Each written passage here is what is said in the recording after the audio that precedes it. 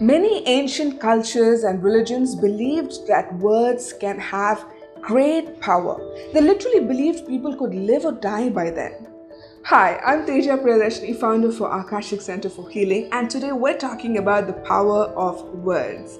You must have seen in some movie in your childhood at least of a witch casting a spell and turning a person into a toad. And I'm not saying that you can do that by just simply using words, but words can have such an effect on a person's mental and physical well-being. It can alter a person's mood within seconds.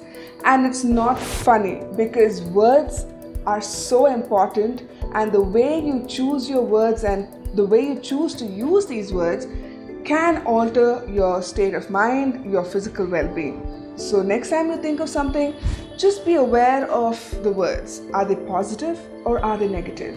The thing is, our physical bodies are filled with over 70% with water. And water has this strange ability to retain memory. And the thoughts that we think kind of program this water and retains whatever feeling or emotions that we are using with those words. So if you have negative emotions and negative thoughts, that is what the water in your body is storing. And that in turn affects the physical well-being and the mental well-being, and also affects the way we look at things. The Japanese scientist Masaru Emoto had conducted fascinating experiments with water. He took vials of water, and on one he labeled "I hate you" and "fear." On the other he labeled "I love you" and "peace." He left these vials for about 24 hours, and the next day he froze these vials of water to see under a microscope how the structure of the water looked like. And lo and behold, the structure of the water that had "I hate you" or "fear" written on it had really gruesome looking structure. The crystalline structure of water was so erratic and very chaotic. But the ones that had "I love you" and "peace" written on it had these beautiful patterns, almost like snowflakes, and really beautiful crystalline angelic patterns. If you want to know more about this, there is a video on YouTube with his experiments, and you can get more information there. The words we speak have so much of power that it can alter every cell in our body. He also further went on to conduct experiments with cooked rice in two separate jars. On one he wrote "I love you," and on the other he wrote "You fool." He left these jars for 30 days without touching them. And when he got back after 30 days, he saw that the jar which had "I love you" written on it kind of decomposed organically, and it still looked quite fresh. But the one which had "You fool" written on it, guess what happened to it? It turned black and mucky, and it looked really weird. That is the kind of power words have. These two jars contain the exact amount of cooked rice, and they still kind of decompose differently. Why does that happen? That is because of the words, the frequency the words have, the vibration the words resonate at when you're saying them. They all matter. In Hindu philosophy, Om is regarded as the sound of the universe, because Om is the sound that creates this space and this feeling of well-being and this sense of peace in the body. That is the kind of sound Om has. But imagine if somebody is calling you stupid or an idiot or all those nasty cuss words. How do you feel? You feel very negative, you feel like you hate yourself, you feel all these negative emotions. See the difference between these words? One is a universal sound that creates a lot of peace and balance in the body. The other one creates so much of negativity in the body. And this definitely affects our moods.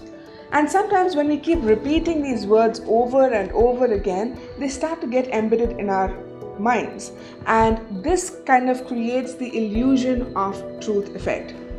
This is also used by many people to propagate messages, especially politicians or advertising agencies.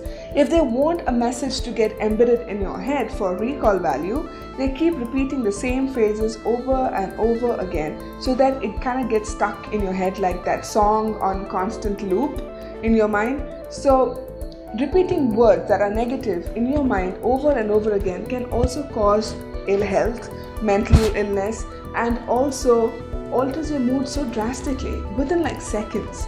But you can avoid all of this. All you need to do is know that words have power. So choose your words very, very carefully. Don't try and use negative words unnecessarily, because first of all, I don't even think that we need to use negative words. But whenever you're choosing words, try and see that the sentences or the words that you choose have positive meaning towards it. Very loving, positive energy. The second thing you can do is to stop calling people names or talking ill of other people, because when you use a lot of cuss words, they have a certain negative vibration which can affect not just the person you're calling them to, but also your own self. So why do you want to use words that will affect your physical and mental well-being? The third thing that you need to do is to stop self-deprecation. If you keep constantly telling yourself, oh, I'm such a fool, I'm so stupid, I'm so clumsy, all those negative things, they affect our mood and our physical health. After you keep repeating these words like a million zillion times in your head, your mood first of all gets rotten. The second thing is, it affects the state of mind you're in constantly. And when your mind is not all right, the body starts to also show you the effects of all those negative words. The fourth thing that you can do is to stop gossiping or talking ill of people. When you gossip, when you take part in gossip, it kind of alters your perception on things, and it doesn't allow you to be in a state of loving, peaceful, happy, joyous kind of state. So if you're kind of gossiping about other people, you sometimes wonder what other people might be talking about you behind your backs, and that makes you in turn live your life trying to get validation from everybody around you. So it kind of like spirals down into other little things. So words are very important. Try not to talk bad about anybody if you can. The fifth thing that you can do is to go on a negativity diet. Like all those diets that you go on to lose weight, try going on a negativity diet where you stop using anything and everything that is negative and making you like get into that negative, irritable mood. When you go on this diet, make sure that you use only positive words to talk about anything and everything. The sixth thing that you can do is to boost positive words. So if somebody asks you, how was the concert?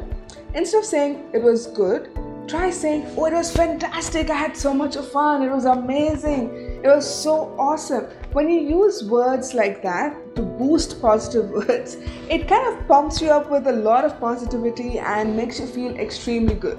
So there is no harm in boosting positive words. Try this the next time you want to describe something that you really, really like. The seventh thing that you need to do is to cut out all negative people from your life. We don't need that kind of negativity in our lives, because when we are surrounded by people who are always cribbing or complaining, it affects our mental state, and then, yes, it affects our physical state as well. The eighth thing that you can do is to use positive, uplifting words whenever possible. Try writing down affirmations and sticking them on a post-it note wherever you can see them in your house, and whenever you read them, it kind of gives you like that extra charge or like that extra positive boost. So try using positive words as much as you can. Even if you're like wearing a t-shirt with like a statement on it, make sure it's a positive statement that makes you feel good, because remember those jars of cooked rice with negative statements on it? We don't want that. So try doing these things and see how words can manifest the kind of reality that you want. Just by using positive words and positive affirmations, you can change so much in your life. And that is the power of words. Until I see you again next time in my video, I love you guys very much. Have a beautiful, wonderful, magical week ahead, and I'm going to see you soon. Bye-bye.